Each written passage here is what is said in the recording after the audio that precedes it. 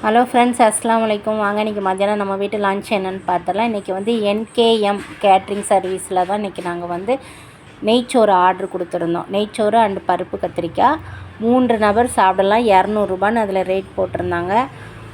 Door delivery உண்டான்னு கேட்டிருந்தேன். உண்டுன்னாங்க. அதுக்கு தனியாக நீங்கள் சார்ஜ் பே பண்ணணுங்கிற மாதிரி சொல்லியிருந்தாங்க. இன்ஷால்லா இதுதான் மதியானம் நம்ம வீட்டு லன்ச்சு. நெய் சோறு அண்ட் பருப்பு கத்திரிக்காய். இது வந்து சிக்கன் கிரேவி. நான் வீட்டில் சிக்கன் எடுத்து சமைச்சிருக்கேன். அவங்க வந்து சாப்பாடும் சாம்பாரும் தான் கொடுத்துருக்காங்க.